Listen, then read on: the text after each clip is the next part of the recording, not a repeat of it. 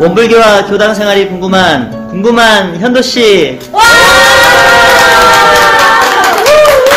팟캐스트 8번째 방송입니다. 안녕하세요. 안녕하세요. 궁금함이 아주 많은 이현도입니다. 반갑습니다. 반갑습니다. 시간이 정말 빠르게 흘러가고 있죠? 네. 오늘 겨울에, 숫자상으로 겨울의 첫날이고, 네, 달력이 한 장밖에 안 남았네요. 네, 그리고 오늘 원불교에서 특별한 날이잖아요. 네, 명절대제. 저 오늘 와가지고 알았는데, 네, 아무튼 특별한 날. 신입이야. 네, 와가지고 명절대제라 하니까 언제 가게요? 그러니까 오늘이야 그러더라고요. 아무튼 기독교 추수감사절하고 그런 네, 맞아요. 그래서 오늘 정말 절을 많이 하신 것 같아요. 기도도 많이 하고, 네, 성현들을 위해서 또 함께 살아주는 만물을 위해서 그렇게 제를 지냈던 것 같은데요. 나이도 한 달만 지나면 이제 한 살을 더 먹습니다. 저는 한 살 더 먹으면 정말 반백년. 그래서 알게 되는구나. 예, 너무 나이를 빨리 먹고 싶었어요, 그동안. 그럴 이유가 있더라고요. 네. 이유가 뭐예요? 이유가 너무 이렇게 좀 젊다고 해가지고, 이렇게. 등용을 안 시켜줬어. 무슨 네. 예. 나이가 어리다. 그래가지고, 정말 지금 이제 감사하게 나이를 먹어가고 있습니다. 네. 짧게 패널분들 자기소개 부탁드립니다. 김성아입니다. 반갑습니다. 날마다 행복하고 싶은 김영선입니다. 반갑습니다. 저는 다음 11 문도철입니다. 네, 반갑습니다. 네, 20단 전박인입니다. 반갑습니다. 네, 29단 이지연입니다. 와, 반갑습니다. 오랜만이십니다. 은혜 가득 임혜수입니다. 반갑습니다. 매일매일 감사하고 싶은 이지정입니다. 반갑습니다. 톡톡 오렌지 향기를 전해주고 싶은 문지연입니다. 반갑습니다. 오늘 오랜만에 이렇게 오신 분도 계시고, 또 좀 전에 이제 녹음 막 마치고 열띤 토론을 벌이다가 오신 분도 계시고, 네, 반갑습니다. 저번에, 저저번 주에 저희가 원망생활, 감사생활을 주제로 이야기했었죠. 네. 그때 큰 그 이야기 중에 하나가 감사일기 한 번씩 써보자고 했어요. 네.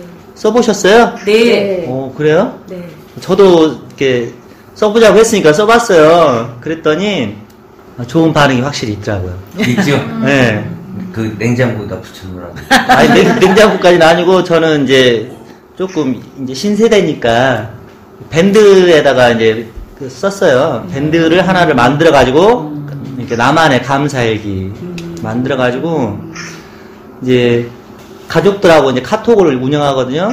카톡방에다가 이제 감사일기 써서 딱 올렸더니 아내가 딱 바로 댓글 올려요. 감사하다고. 저도 밴드 운영을 했는데 쳐다도 안 보는데. 그래서 제가 한번 한번 쓴 거 한번 읽어볼까요, 그러면? 한번? 이렇게 발표를 하더라고요. 이렇게 마음공부대학 하니까. 감사일기, 성실한 아내, 곰처럼 묵묵히 자기 할 일은 눈이 오나 비가 오나 해낸다. 내가 큰 실수를 하여 면목이 없을 때에도 든든히 버팀목이 되어준다. 자주 화를 낼 때도 있지만 아이들과 내가 눈높이에 따라주지 못한 것도 많다. 긍정적이고 낙천적인 채운 큰딸이에요. 불성실함이 크지만 그래도 크게 사고치지 않는 것을 보면 심성이 크게 나쁘지는 않다. 어려서 매일 아토피로 고생한 것을 생각하면 지금 건강하게 지내줘서 고맙다. 항상 유쾌하게 세상을 살아가길 바란다. 이 큰딸이 제일 문제예요, 우리 집안에서. 근데 이제 고3 올라가요. 예. 근데 이제 또 감사하게 생각하니까 건강하게 지내주는 것만으로도 상당히 고맙더라고요. 옛날에는 막 밤새도록 이렇게 막 긁었어요. 막 아토피가 심해가지고. 그때 비하면 정말 지금은 너무나 행복하구나 그 생각했고, 또 항상 웃고 사는 웃어. 이름이 웃어예요. 웃고 살으라고 웃어라고 했어요. 크게 뛰어난 면은 없지만 사람들과 친화력이 좋고 이해심이 좋다. 동물들에게 애정이 많은 것을 보면 심성이 착하다. 어려서 큰 병으로 고생을 했지만 다행히 그 이후로 아주 건강하고 이제 내 키와 맞먹는다. 내 가족이 나와 함께 있는 것 자체가 감사한 시간이다. 이렇게 처음 감사 얘기를 썼어요. 그랬더니 제 마음도 많이 좀 부드러워지고, 사실 이전에 우리 애기 엄마랑 부부싸움을 했었거든요. 그래가지고 어젠가 그제 감상담 하라고 하니까 제가 부부싸움에 항상 하면은 100점 100패인데 이제 좀 마음의 근육이 생겨서 이제는 50, 거의 비슷합니다. 이제 이렇게 했는데 그게 진짜 사실이었어요. 너무 제 얘기를 많이 한 것 같네요. 오늘의 주제는 일상수행의 요법입니다. 덕이님 같은 경우는 네, 일상수행의 요법이 9개 조문으로 돼 있잖아요. 네. 그 조문 중에서 가장 마음에 드는 조문이 어떤 조문이세요? 지금은 원망생활을 감사생활로 돌리자 해서 네. 그것을 이제 남편하고 지금 싸움을 많이 하다가, 그러니까 뭐라고 그래야 되려는가? 이것도 써놨었어요. 도장까지 찍어놨어요. 그 이혼 서류. 이혼 서류 뽑아가지고 도장까지 깜깜 찍어놓고, 너가 나가라. 나더러 나가래요. 그래서 나가려니까 뭘 갖고 나가야 할란가도 모르겠더라고요. 준비를 평소 때 많이 해놨어야 돼요. 그러게요. 뭘 갖고 나가야 되는데도 그것을 이제 많이 이렇게 마음일기 쓰고 하면서 발표하고 하면서, 그리고 또 남편한테 공드리고 이랬던 것들을 이렇게 많이 원망해서 감사로 많이 지금 돌아가고 있어요. 그래서 많이 감사하게 생각하고 있고, 기도할 때도 이제 감사함을 많이 외치면서 기도도 하고 있어요. 네. 주로 보면은 많은 분들이 그 조문을 많이들 좋아하시더라고요. 네. 원망 생활을 감사 생활로 돌리자. 네. 근데 우리 그 성화님 같은 경우는 그 조문에 조금 항상 그 일상수행의 요법을 암송을 할 때 그 조문 때문에 많이 좀 불편해 하셨던 그런 그러니까 기억이. 불편해는 9가지 중에서 나머지는 이제 그렇구나 하는 긍정의 뜻을 딱 5조. 그러니까 방금 앞에 말씀드린 원망생활을 감사생활을 하는 게 그게 항상 저한테는 의문표, 물음점이거든요. 왜 원망생활을 감사생활로 돌려야 될까? 근데 요즘은 공부하다 가만히 생각하니까 그 4번째 있잖아요. 불신과 탐욕과 나와 우를 제거하자. 그래서 이것을 이게 나의 안에서 일어나는 이 마음을 제거하면은 원망생활이 감사생활로 돌려지지 않을까? 요즘은 그런 생각이 좀 들어요. 연결. 불신과 탐욕과 나와 우를 제거하자. 그러니까 사람을 믿지 못하고 욕심이 많고 네. 게으르고 무지하니까 내가 내 탓인지도 모르고 그냥 상대방이 내 탓하는 거 그것만 생각하고 원망을 하고 그러잖아. 그러니까 모든 잘못은 나한테 비롯됐고 타인의 병이다. 그러니까 내 잘못을 발견하고 내 잘못된 점을 깨우쳐주는 상대방에게 감사하자고 그런 뜻으로 말씀하는 거 아닌가 싶어요. 사조에 공부대학이 투킹 퉁가봐. 이렇게 발전할 줄 몰랐어. 많은 사람들의 속마음을 알게 됐잖아요. 그죠? 잠깐만요. 지금 5조죠. 이게 원망생활을 감사생활로 돌리자가 사실은 사은이에요. 응? 사은이잖아요. 근데 이거를 한 줄로 딱 써놓으니까 멋진 말이 됐죠. 한 줄로도. 그러니까 근데 제가 이 마음공부 대학을 하면서 조금 풀어진 게 여기까지예요. 더는 아직은 더 공부를 더 하면 더 많이 풀어질 것 같은데 그래도 원망생활이 많이 풀어지면서 내 탓이구나. 내가 공부를 좀 해야겠구나. 하면서 만약에 마음공부 대학에서 정신수양 과목을 대소유무 이치로 그 부분 분석하다 보면 나를 볼 수가 있었잖아요. 항상 경계에 대해서 내 생각과 다른 생각을 이 차이와 다름을 인정하지 못하고 내 주장만 하지. 결국 그게 아상이거든. 그러니까 나를 보지 않고 내 주장만 내세우니까 상대방이 그럼 데리고 갈등이 있을 수밖에 없어. 그러니까 스스로 많이 바라봐야겠다. 우리 정전에는 그것이 조견 공부로 나와 있죠.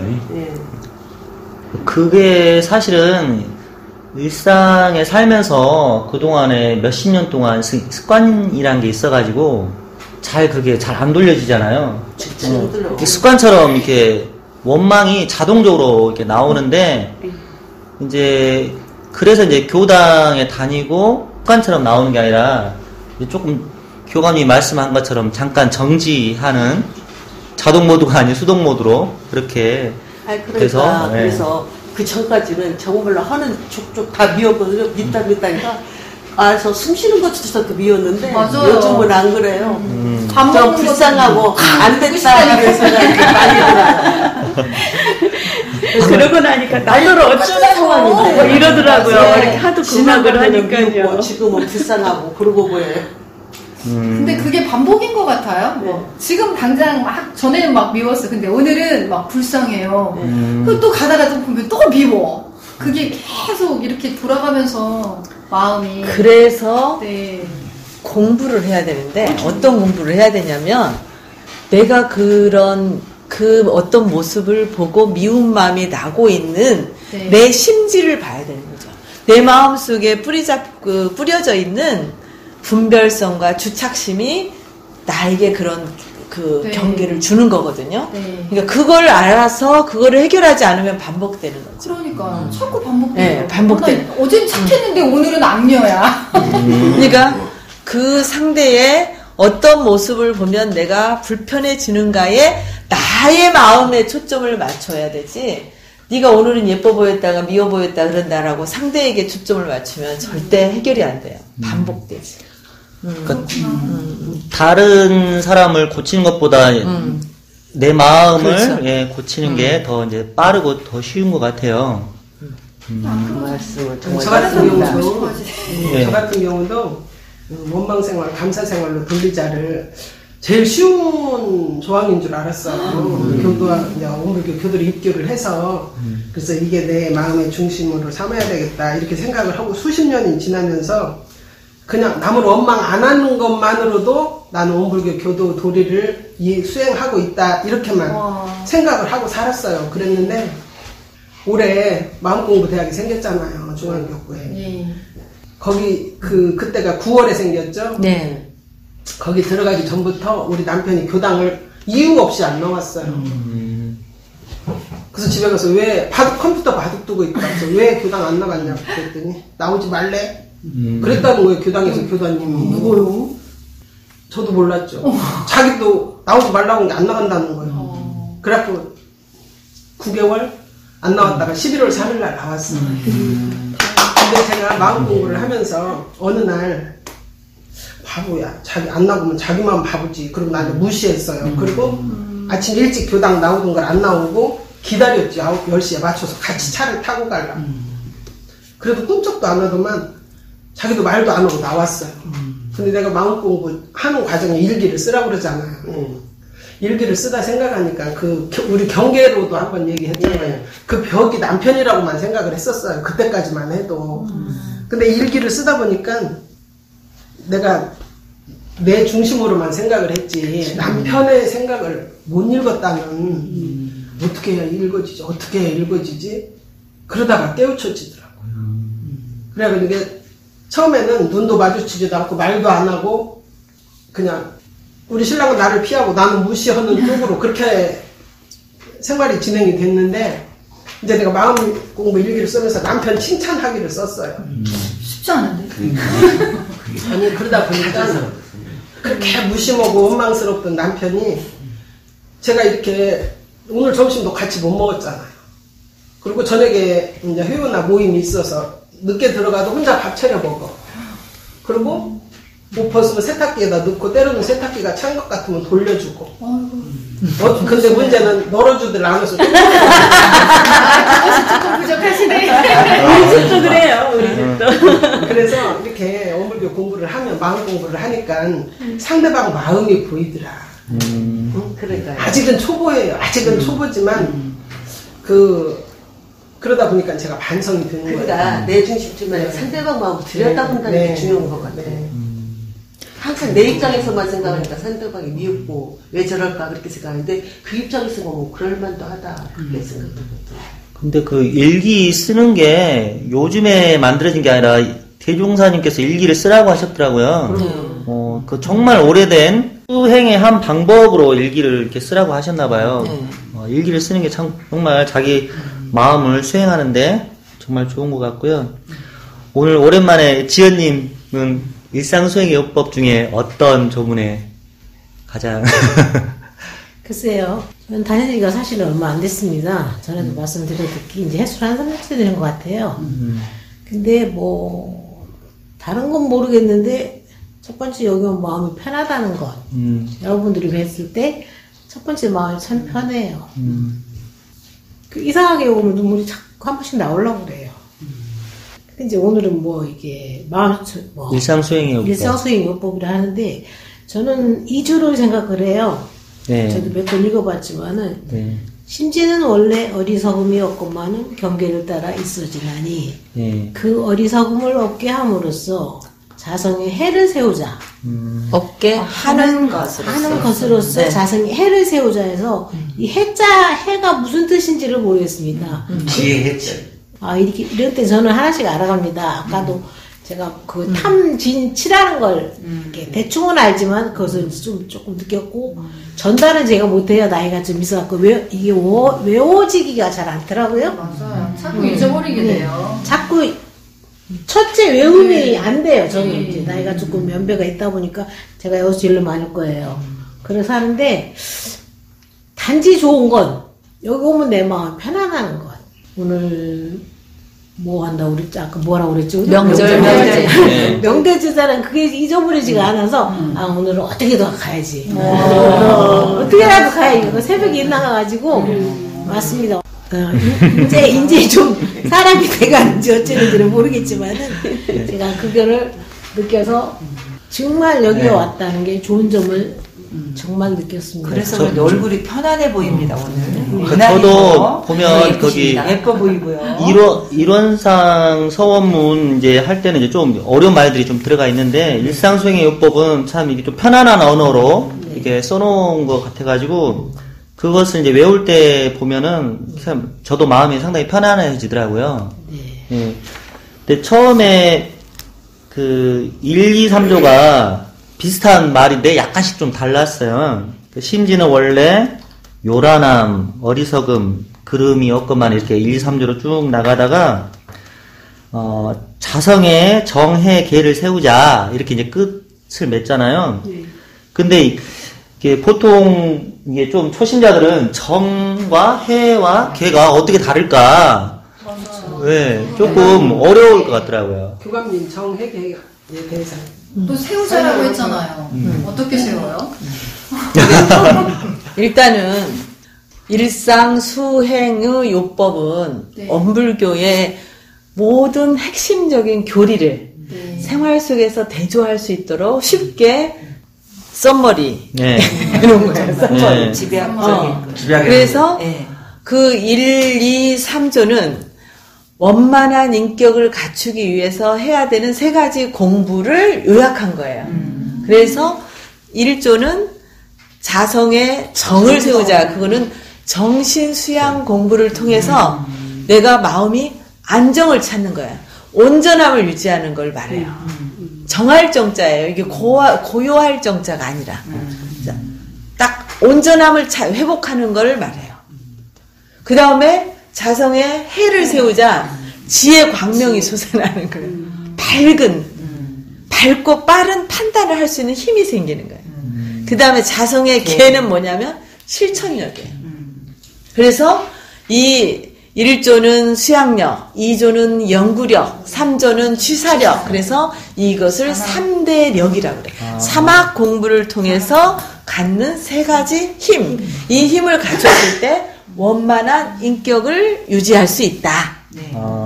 그 내용이 1, 2, 3조에 집약이 되어 있는 거고 4조는 이 사막을 공부해 나가는 데 있어서 도와주는 것과 걸림돌을 표현한 게 4조예요. 그래서 제거하잖아요. 네. 그러니까 진행 4조. 이 사막 공부를 하는 데 있어서 도움을 주는 건 진행사조라고 그래서 신분의성. 그걸 자꾸 방해하는 거. 그거를 그래서 그건 버려야 돼. 버려야 되는 건 사연사조라고 그래서 불신, 탐욕, 나우 아까 우리 성타원이 얘기한 것처럼 그게 없어져야 내가 비로소 원망심이 줄어들겠다. 이게 이제 다 관계가 있는 거죠. 그게 이제 사막팔조에 대한 얘기예요. 사막팔조. 사막팔조가 이게 딱 이렇게 풀어져서 그렇죠. 쉬운 단어로 이렇게 풀어져서 요약한 제시를. 거죠.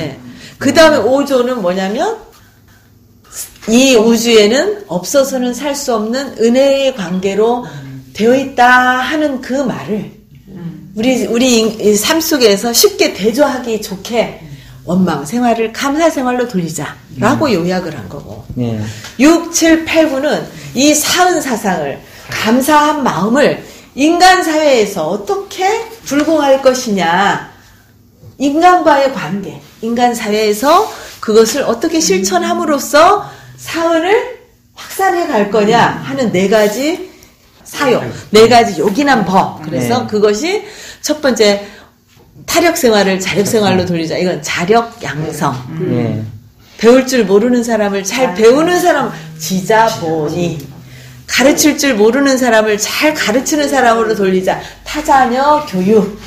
공익심 없는 사람을 공익심 있는 사람으로 돌리자. 이거는 공도자 숭배. 그래서 원불교의 사막팔조 사은 사요를 간단하게 요약한 게 일상수행의 요법 구조가 되겠습니다. 이렇게 목사님이 이렇게 요약을 해놓으신 거예요. 그러죠. 세월의 대가시네요. 아니, 너무 멋지죠. 교감님이 오늘 준비해 오신 거예요? 아니면 평소 때 이렇게 평소지. 아니 아무리 몰라도 이렇게 그냥 원불교 교리의 그냥 핵심적인 건데. 아니 그래도 이게 너무 일적부터 구조까지 막힘이 없이 그냥 그러니까 손에다 딱 쥐어주니까 머리에 쏙. 그러니까 연관되어서 설명을 해주시니까 너무 쏙쏙 들어오고. 근데 저는 방금 그 오해가 풀린 게 3대력. 저는 3대력이라 해서 저기 할아버지 저 자식 이렇게 다 이렇게 3대가 이렇게 원불교에 이렇게 공을 들여야 이렇게 원만한 인격이 되는구나. 저는 이렇게 그동안 생각을 하고 살았는데 해양력, 연구력, 취사력을 3대력이라고 하네요.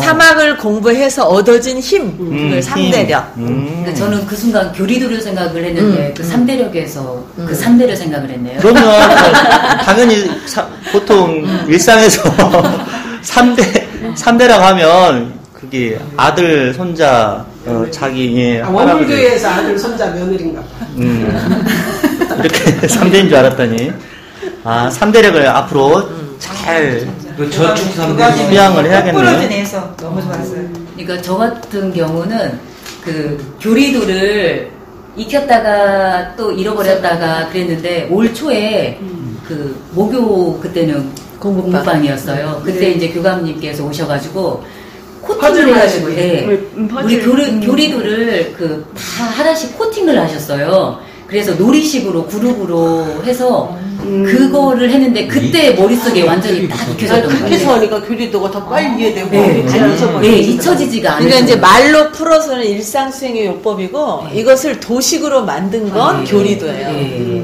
근데 지금 이 수행편이 교리도를 다 이렇게 풀어서 이제 읽혀.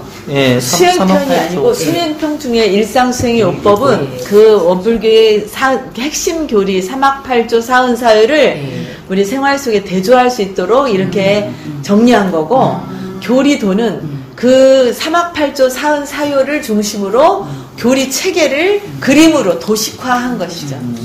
그건 그림으로 그린 거고 이건 말로 정리한 거고. 어제 이제 서울에 사는 후배하고 통화를 했었어요. 그 후배가 이제 한 40대 지금 현재 초반에 장가를 안 가고 있는데 그 애가 이제 요즘에 마음이 심란해서 원불교 교전을 보고 있다고 하더라고요. 근데 이제 그 개종경을 읽고 너무나 이제 감동이라고 그러면서 정말 이렇게 종교계의 아마 천재가 아닌가 대종사님이 이렇게 자기가 이제 30대 때도 한번 읽어보고 또 40대 돼서 읽어보니까 또 느낌이 너무 다르다고 그러는데 일반 그러니까 다른 종교에 이제 그 애는 이제 성당 다니는 친구인데 그 다른 종교들은 좀 불친절하다는 거예요. 이렇게 세세하게 안내를 친절하게 해주는 그런 그 교전이 없다 하면서 이제 예를 이제 딱 들어줬는데 이제 일상수행의 요법 예를 들었어요. 일상수행의 요법을 어떻게 하라는 것까지 친절하게 설명을 대종사님이 해주더라 하면서 대종경 수행품 1장에가 일상수행의 요법을 이렇게 설명을 해줬어요. 제가 한번 읽어볼게요. 내가 그대들에게 일상수행의 요법을 아침 저녁으로 외게하는 것은 그 글만 외라는 것이 아닙니다. 그 뜻을 새겨서 마음에 대조하라는 것입니다. 대체로는 날로 한 번씩 대조하고 세밀히는 경계를 대할 때마다 잘 살피라는 것입니다. 이렇게 하면서 대종사님이 일상수행의 요법을 어떻게 일상에서 해가라는 것 그런 것까지 이렇게 다 해놓았더라고요. 야 역시 대종사님이 다르다. 내가 참 원불교를 선택하길 잘했구나. 이런 생각을 했습니다. 예. 이렇게 잠깐요. 저 같은 경우는 그 일상수행의 요법을 보면서 콩콩이 한글이지만 옆에 가로쳐놓은 건 한문도 있고요. 쭉 보면은 이 속에 엄청나게 그 불교 교리, 도교 교리, 유교 교리 이런 것이 융복합되어 있다는 것이 굉장히 많이 들어있어요. 우리가 지난번 마음공부대학에서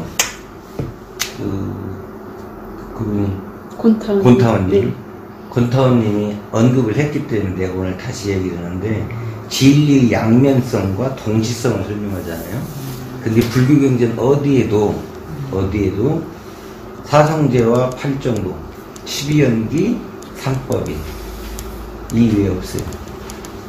부처님은 내가 했던 건, 그 다음에 연기법에 설명한 것도 이제 잠깐 있는 건데, 이게 그 묘법 연화경, 즉 법화경만이 거기에 이 공부법이 나와 있어요.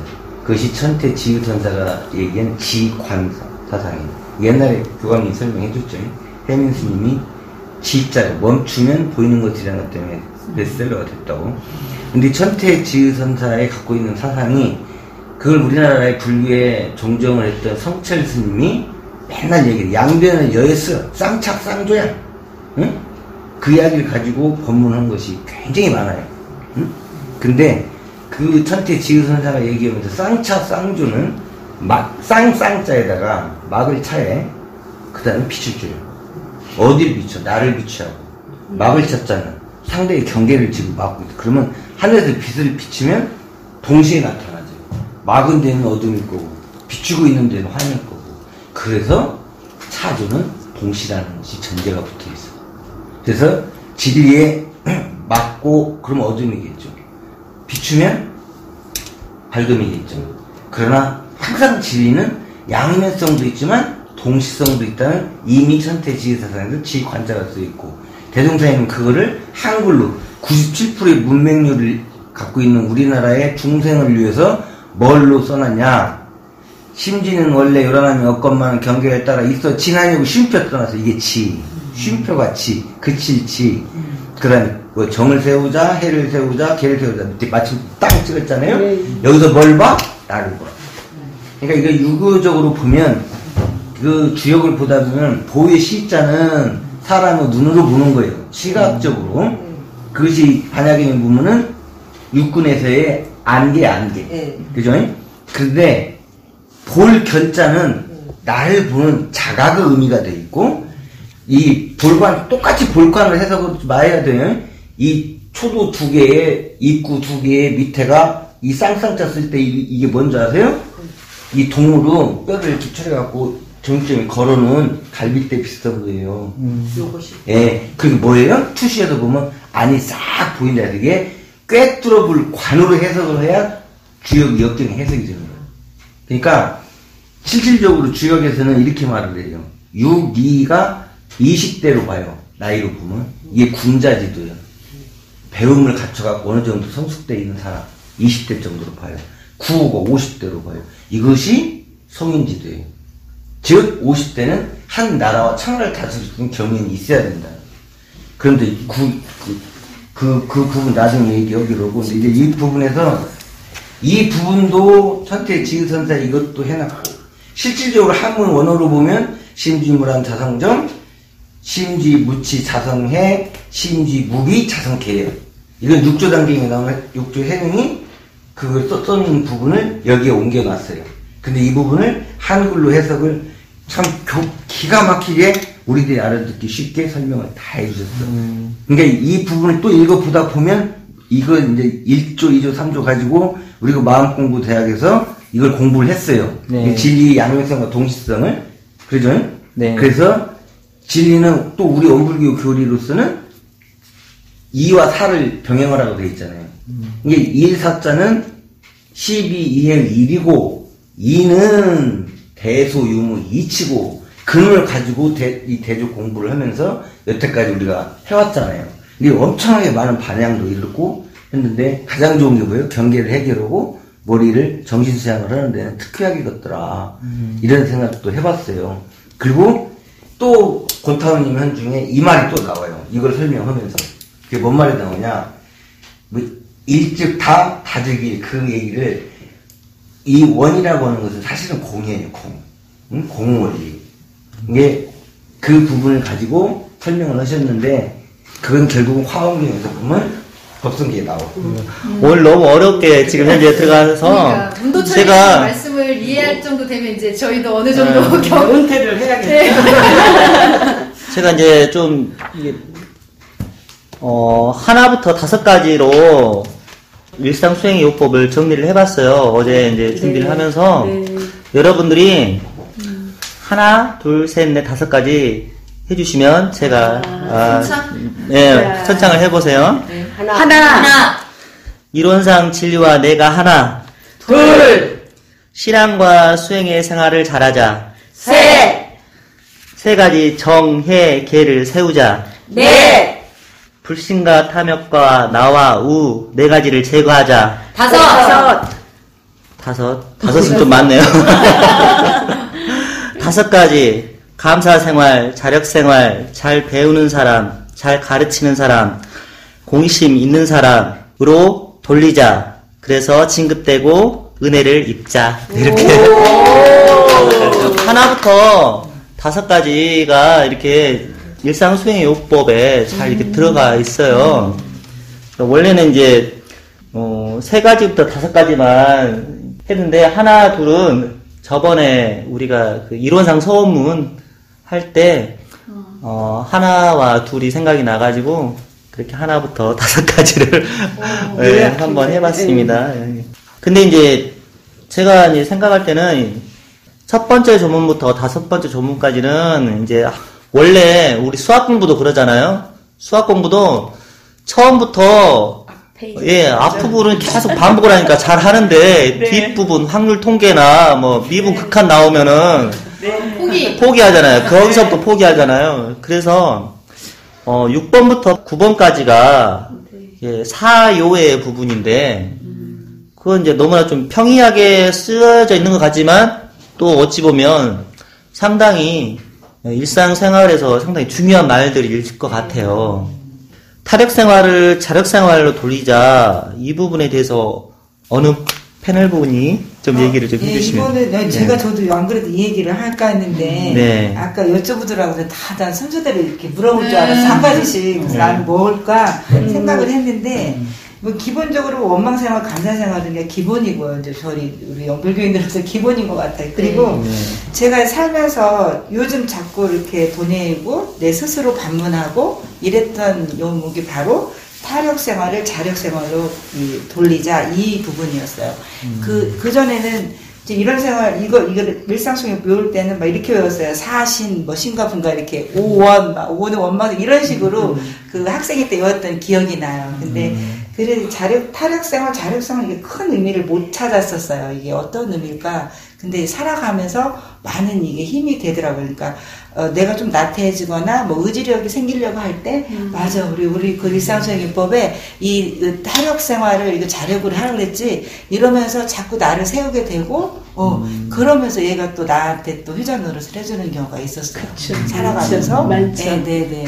그래서 다시 보게 된 대목 하나가 바로 6번이에요. 그러니까 이 자력 생활이라는 것이 보니까 정신적으로도 자력을 해야 되고 또 경제적으로도 그 상당히 중요하잖아요. 네, 이걸 딱 떠올리면 또 육체적으로도 육체적으로 여러 가지. 그러면서 자력을 해야 되고. 네, 스스로 이렇게 자력을 정말 세울 수 있는 힘을 주는 게 이 대목을 다시 생각해 보면 맞아, 이렇게 하라고 했지. 그러니까 내 자력을 세워야 돼. 이러면서 살았던 것 같아요. 예. 그래서 열심히 살았습니다. 정말 열심히 살았습니다. 그러니까 이게 지금 어린이가 어른이 되어가는 과정이 이게 어찌 보면 자력을 키워가는 과정이죠. 예. 근데 이제 나이와 몸은 이제 어른인데 자력 생활을 못 하시는 요즘 캥거루족이 많잖아요. 캥거루. 예. 네, 캥거루족. 부모 밑에서 엄마 빨대 꽂고. 그러니까 이게 그러니까 몸과 마음, 요즘에서 모함이라고 하잖아요. 몸과 마음을 합친 단어가 모함이라는 게 있어요. 합쳐보세요. 그럼 모함이라는 단어가 나오거든요. 그러니까 우리가 공부가 이 신체만 잘하는 게 아닌 그 몸과 마음이 다 같이 이렇게 잘하는 그런 수행이 되어져야 되는데 그런 자마서 캥거루족들이 발달하고 그런 것 같아요. 이 자력 양성은 원래는 남녀 권리 동일. 초창에 대종사님 당대 때는 남녀 권리 동일이라는 측면으로 시작을 했었어요. 예, 그랬는데 이것은 뭐냐면 모두가 평등한 인권이 평등한 사회가 되려면 다 하나하나가 힘을 갖추는 게 좋다.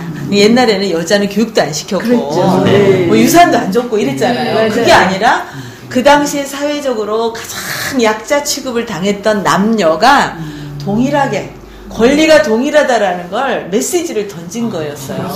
네. 그래가지고 그것을 이제 자력 양성이라는 걸로 했는데, 그러니까 이 인권 평등한 사회를 만들기 위한 공부법이 바로 자력 양성이에요. 힘을 갖춰야 사람다운 대우조업을 갖고 사람답게 살 수가 있어요. 네. 경제적인 부분만 그렇죠. 생각을 했는데 폭이 더 정신, 육신, 물질. 그래서 대산종사님은 정신의 그런 힘을 자주력이라고 해요. 스스로가 주인 될 수 있는 힘.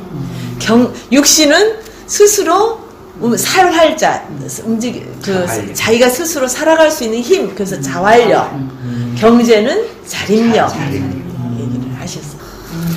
교감님, 근데 그 일상수행의 요법 중에 왜 이렇게 수행의 요법이니까 수행만 있어야 되는데 왜 신학문도 여기에서의 수행은 신앙 수행의 그 갈림길에 있는 수행이 아니고 엄불교 교법을 실천하는 그 자체를 말해요. 그러니까 우리가 수행 능력 그러잖아요. 수행 능력 평가하잖아요. 그것을 잘 이행할 수 있는 힘이 있느냐 없느냐, 교리를 얼마나 잘 이행할 수 있는 힘을 갖추느냐, 그런 측면에서의 수행이에요. 그러니까 우리 교리가 전부 다 뭐 이사, 병행, 병진, 쌍전, 견전 하는 게 뭐냐, 같이 하라고. 같이 하나만 해도 안 돼. 예를 들어서 신앙과 수행. 그렇지. 교리 꼭 저번에 와학공부대학에서 그 말을 하더라고. 예를 들어서 교리 공부만 막 공부를 했어요. 근데 수행은 기록이 하나도 없어. 실천한 것이. 그럼 반쪽짜리다 이거지. 이게 대종사님은 우리 부분에서 오히려 이쪽보다도 그 그 실천하는 그 실행에 엄청난 부분을 두어. 우리 표 중에 생활시 불법의 생활. 그때 수산 김경일 교무님이 그런 표현을 썼어요. 마음공부대학에서. 우리가 경전공부, 맨날 경전공부만 한다고 하는데, 경전은 뭐냐면 우리에게 공부의 방향로를 알려주는 거다. 근데 맨날 경전만 본다고 하고 있으면 방향로만 배웠어. 실제 가는 행동을 하지 않으면, 가는 수행을 하지 않으면 어디로 갈까 어떻게 갈까만 알고 실제 실천을 못하면 그는 열매 얻는 꽃과 같다. 이제 실천이 중요한 거예요. 계속 경험하고 실천하고 거기에서 또 체득하고 실천 방법까지 이렇게 알려주신 대종사님이 다른 성자들하고 또 차별화가 된다. 네. 아까 얘기했죠. 아까 말씀하신 부처도 구체적인 실천 방법에 대해서 사성제와 팔정도 이 부분 이외에는 없어. 근데 실질적으로 불경을 읽어보면 그럼 어떻게 수행하라는 얘기야. 옛날에는 이렇게 두드려 맞고 그러잖아요. 막 응?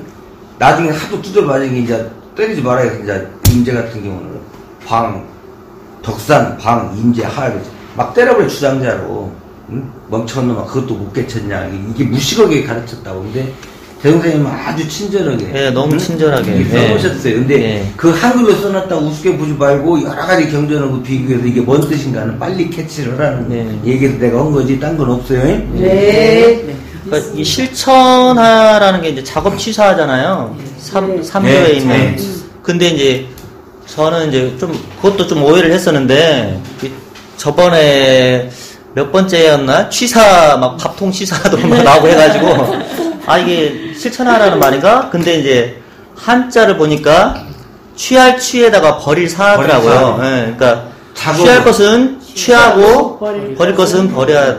그렇게만 생각하면 단순해지니까 지을 자기의 업든 이게 행동이에요. 행동. 그 행동으로 하면서 취할 거 취하고 버릴 거 버리는데 그게 어느 게 맞아야 돼? 중도에 맞아야 되는 거예요. 그러니까 얼마나 어렵겠어. 그래서 수도 없이 연습해봐야 돼. 그렇죠. 경험해야 되는 거죠. 경험해봐야지. 그 아까 말씀 잘해줬어. 체득체화시키는 내 몸에. 그러니까 이것도 거기에 솔성요론이 어디에 나온 거죠? 근데? 그 꼭 하라고 하는 거예요.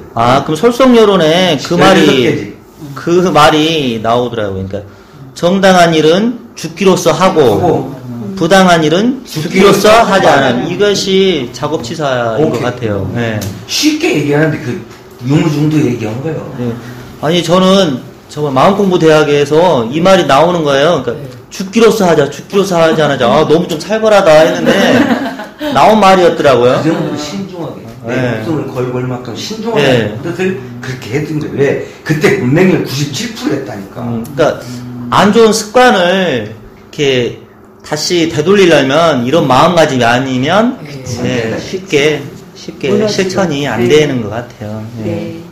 맞습니다.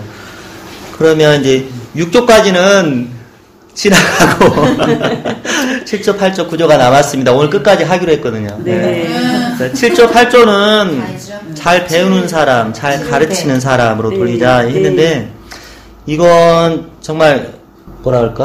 저는요 잠깐 제가 말씀드릴게요. 나 사실 일상 수행요법 중에서 제가 제일 감탄한 게 이 부분이에요. 왜냐면 대종사님 생물연대를 한번 생각해 보세요. 우리가 가끔 그 원로 부모님들이 우리 교리 그 강의로 TV에 나오시면 우리 대종사님 최종 학력이 서당 중퇴다.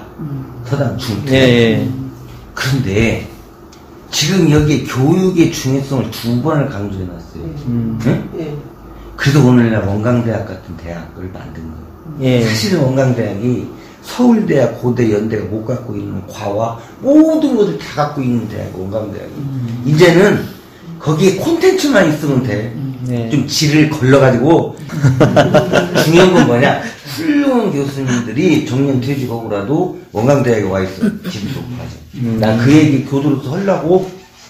근데 실질적으로 우리가 교육학을 공부해보면 대종사님 말씀이 얼마나 선지자고 앞서가는지를 엄청나게 느낄 거예요. 지금 우리가 마음공부대에 서고 있는 게 학습이잖아요. 학습 말고 내 자식뿐만 아니고 타다들교 남의 자식을 잘 가르치라. 그 말이 정말로 막 내 자식이 자기 욕심 때문에 가르칠 거 아니야. 근데도 능력이 있으면 남의 자식이라도 일단은 지자본이부터 얘기를 해야 되겠는데요. 지자본이는 지자를 지혜로운 사람을 본의로 하는 사회가 돼야 된다. 근데 우리가 사회에서 살다 보면은 남자, 여자 또는 나이가 많고 적고 또 지식이 많고 적고 막 이런 걸로 우리가 사람을 차별을 하게 되거든요. 근데 대종사님께서는 모든 차별을 다 없애되 지우 차별은 인정해야 된다. 지자 보니 지자냐 어리석은 자냐. 근데 그것이 지자는 정해져 있고 우자는 정해져 있는 게 아니라 그 상황에 따라서 지자와 우자가 나누어지는 거죠. 누구라도 스승이 될 수 이 있는 거네요. 방송에 관련해서 우리 지자는 누구였어요? 김현득 교우님. 그렇죠. 당연히 그렇죠. 그런데 요리에 관련해서 지자는 누굴까요? 누구가 셰프. 어? 요리? 요리요? 지자. 네네네. 그런데 물리치료사든가? 네. 방사선사. 방사선사. 언어치료사 알죠? 언어치료에서의 지자는 누구냐면? 저요. 지정씨. 이렇게 그때 그 일 상황에 따라서 가장 지자가 누구냐? 거기에 내가 나이가 많은데 내가 어린 사람한테 어떻게 물어봐? 이게 아니라 내가 남자인데 가오 떨어지게 여자한테 물어봐? 이게 아니라 모든 차별을 다 내려놓고 지자를 중심으로 배우려는 마음, 지자를 존중하는 사회를 만들어서 지식평등한 사회를 만들자 하는 게 이 조항이에요. 멋지다. 이게 엄청 멋있는 조항이네요. 진짜. 아주 혁신적이었어요. 그 시절에. 5조보다 7조가 더 적은 것 같아요. 이게 될 수 있는 얘기인가 잘 생각해보라고요. 그러니까 대종사님을 저희가 믿고 따를 수밖에 없는 거잖아요. 너무 멋지신 분이야. 그러니까 정말 멋진 말씀인 것 같아요. 어찌 세종대왕 같아요. 종교계 세종대왕 같은 마치 우리 대종사님의 새로운 그런 너무 멋있습니다. 7조하고 이제 대조에서 8조 같은 경우는 이제 잘 가르치는 사람으로 돌리자.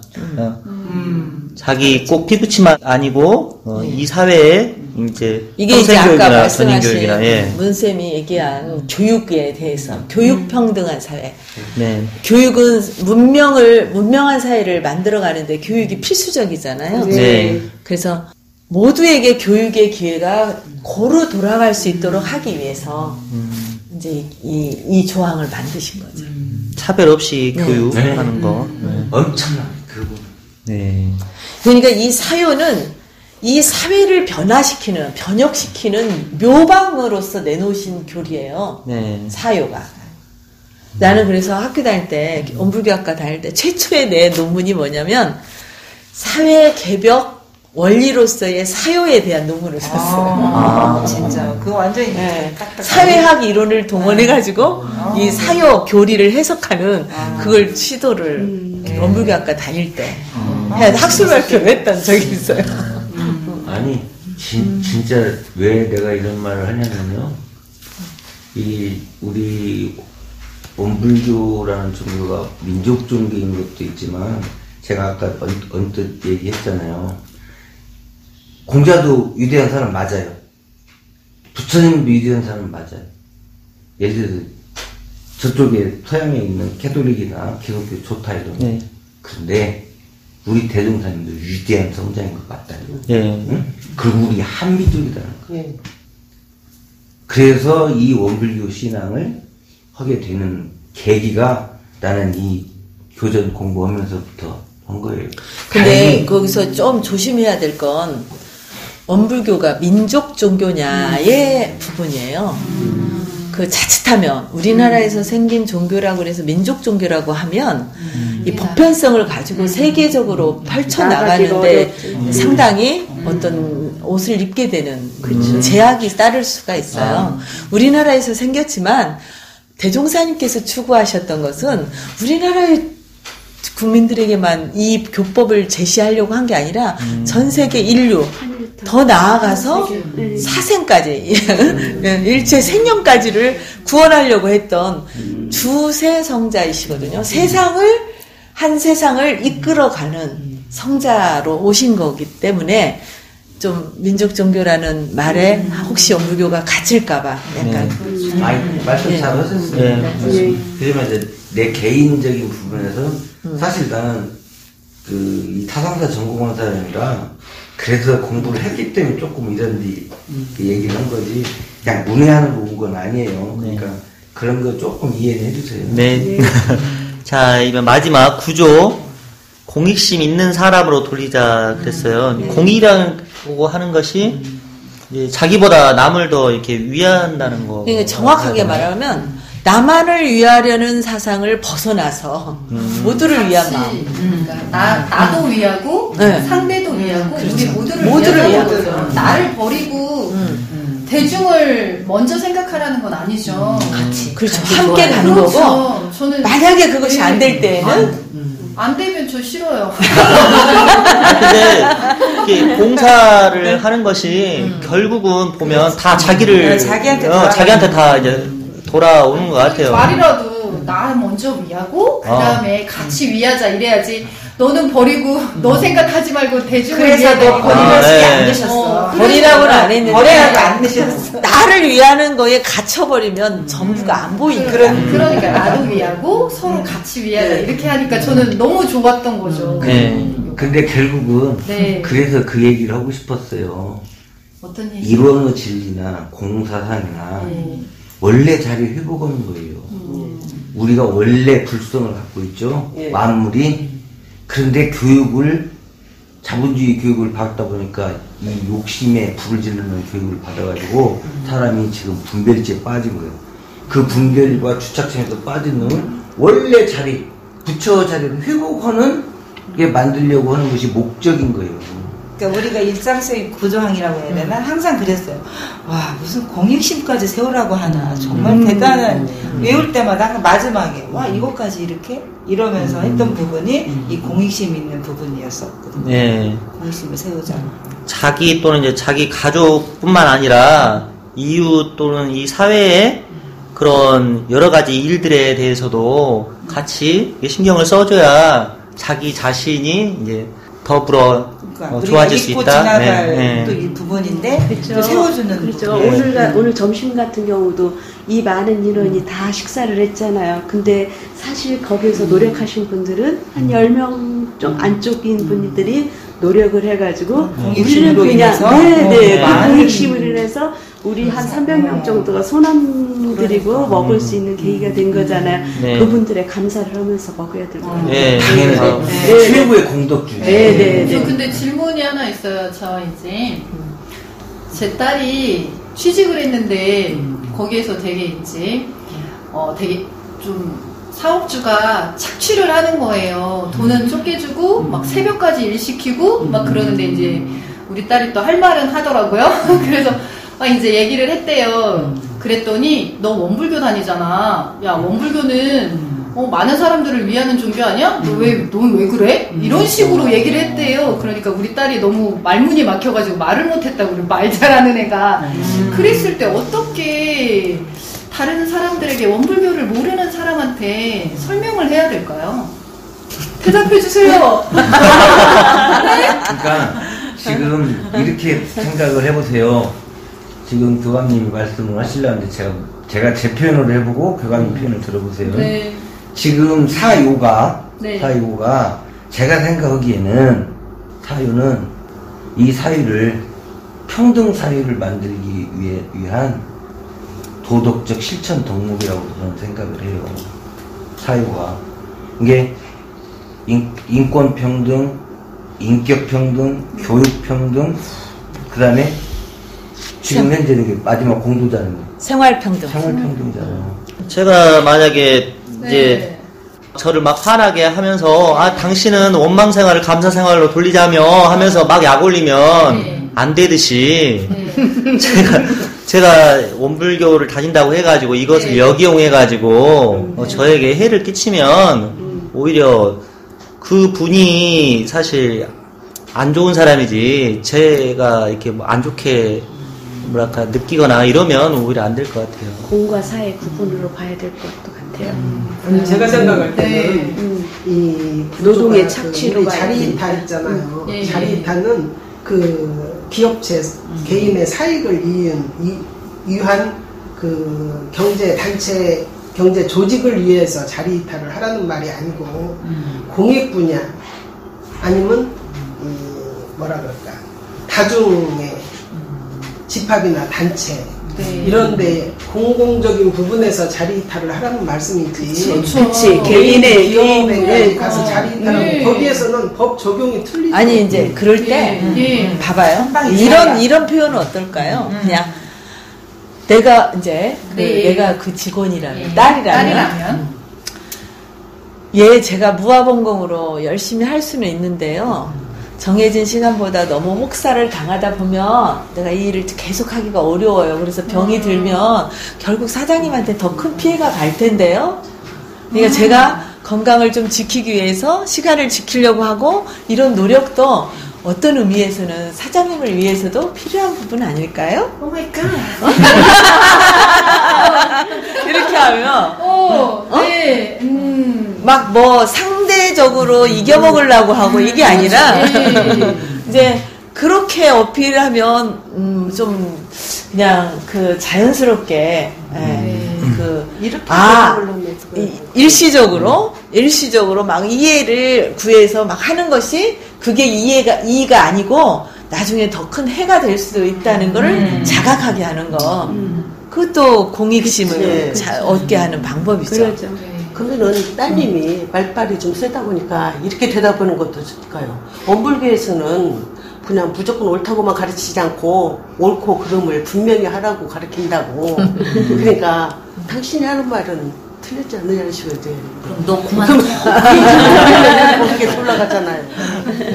좋네요. 저희 이제 방송을 다시 듣고 우리 딸에게 같이 들으면서 다음에 이런 일이 생기면 어떻게 얘기할지 교감님이 이렇게. 그러니까 우리가 상대하고의 관계에서 어떤 상대를 막 이걸 이겨먹고 누가 이기고 지느냐의 그런 개념으로 하면 풀어지기가 안 돼요. 우리가 뭐냐면 공부심으로 접해 들어가야 되잖아요. 그러니까 일단 그런 상황이 됐을 때 사실은 내가 멈추어서 사장님의 저런 태도가 내가 불편하다는 걸 알아차려야만 사실은 그 다음에 어떻게 말할까가 지혜가 나오거든요. 근데 멈추지 않으면 그게 안 돼요. 그리고 말을 하더라도 기분 나쁜 마음으로 말을 하면 절대 안 통해요.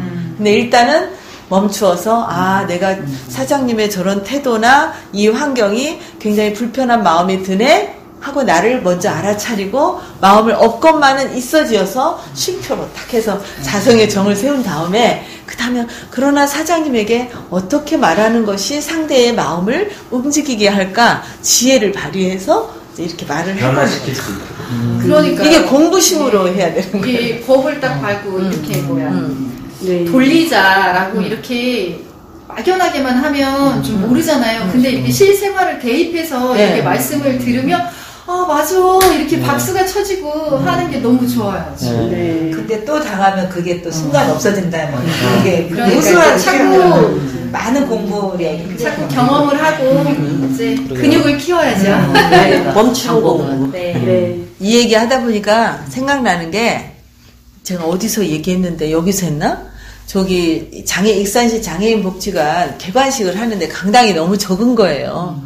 그래서 그 앞에 길을 막고 전체 이 도로에서 개관식을 했어요. 근데 내가 경찰서장을 찾아가서 이 도로를 막아달라고 그랬더니 한쪽만 막아주고 반절은 한쪽은 다 막으면 민원이 발생하니까 안 된다는 거예요. 그래서 내가 어떻게 할까 하고 가가지고 감사하다고 인사하러 왔다고 감사한 마음을 전하러 왔다고 하면서 그런데 저는 고민이 하나 있어요. 뭐냐 그러길래 우리 장애인들이 옆에서 행사를 하다가 차가 지나가는 소리에 놀라서 뛰쳐나가가지고 사고가 나면 그걸 어떻게 감당할 수 있을까? 저는 그것이 두렵습니다. 라고 말했어요. 그랬더니 바로 전화해서 전면 통제! 이게 지혜고요. 맞아, 이걸 배워야 돼. 이걸 실제적으로 듣고 배워야 된다니까요. 가슴이 두근두근. 자, 마음공부 대학에서 이걸 여러분 그래가지고 그 도로를 다 막고 그 도로에서 성대하게 개관식을 했어요. 그리고 와서 막 자기도 흐뭇한 마음으로 내가 이거 다 막아줬다는 그런 마음으로 참여를 하고 그런 거죠.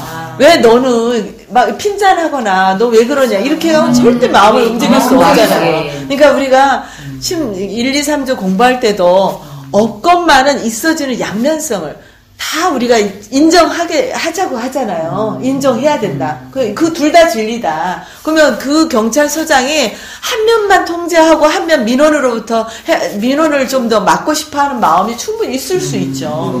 그것도 이해하고, 그런데 내가 또 가지고 있는 또 다른 고민을 약간 과장해서 말을 했죠. 말하니까 상대가. 그 점이 그럼 제가 평소 올 때 원망 생활을 감사 생활로 돌리자는 거에도 바로 해당이 되는 거예요. 그렇죠. 그죠. 네.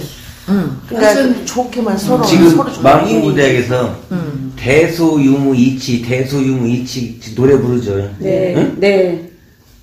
행사를 치르게 하고 안전하게 하자는 것은 되잖아요.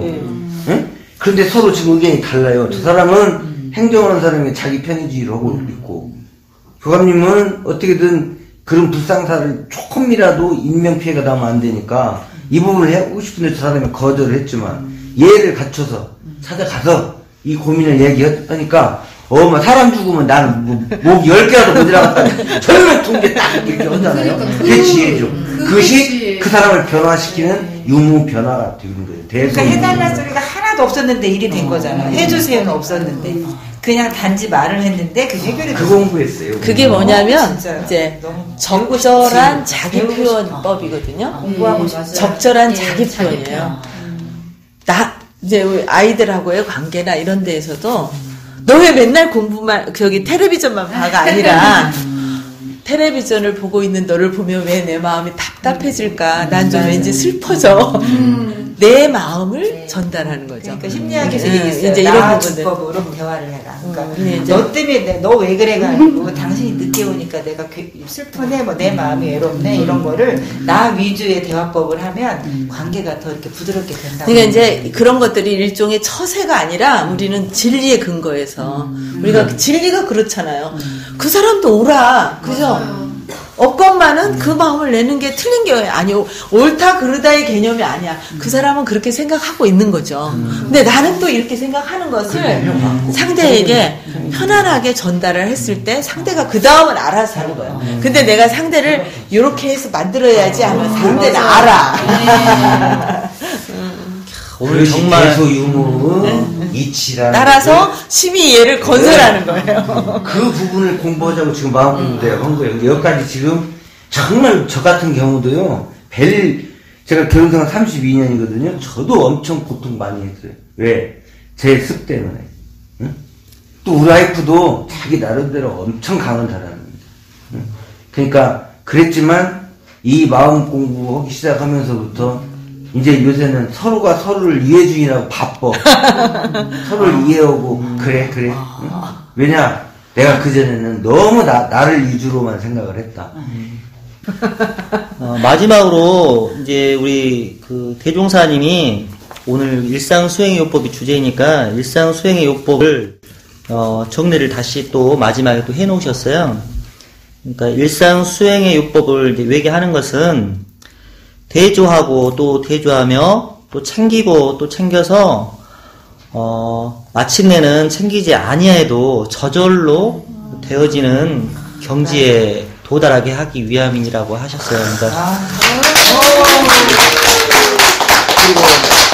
그리고 최종의 가세는 이 일상수행의 요법대로 부지런히 공부를 하면 일반 범부들이 성인의 큰 일을 성취할 거다. 그러니까 이렇게 일상수행 요법을 9가지 일상수행 요법을 잘 우리가 실천을 하면 성인의 경지까지 이룰 수 있다고 자신감을 심어주고 말씀을 마쳤습니다. 와, 저도 자신감을 갖겠네요. 네. 갖겠네요? 아니. 자신감이 생겼어요. 그래. 그런 말 잘 안 쓰나요? 네. 남쪽 지방에서는 또 오냐 가냐 뭐 이런 게 잘 구분이 안 가요. 그렇구나. 그래서 갖겠네. 영어에서 컴이 가다가 되는데 오다라는 뜻으로도 되니까 그런. 살아간다, 팔러간다, 그게 틀려. 팔러가는 거야. 그래서 일상수행의 요법만 외우고 생활 속에서 잘 대조해도 성불에 부족함이 없다. 예. 이 말이에요. 네. 오늘 장시간 감사하고요. 오늘 일상수행의 요법을 주제로 좋은 말씀 감사드립니다.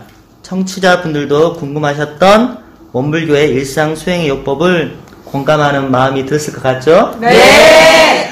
네. 항상 중앙교구 라디오 방송을 애청해 주셔서 또 감사드립니다. 이제 마무리해야 될 시간입니다. 오늘 즐거운 방송 되셨죠? 네. 앞으로 일상수행 잘 하실 거죠? 네. 이상으로 궁금한 현도씨 8번째 방송을 패널분들의 박수와 함께 마치겠습니다. 감사합니다. 우리 10회 기념 소환이를 11알 못 소환제 11알 소환이를 11알 못 간지. 네. 10번째 때는 뭐 기념 이벤트를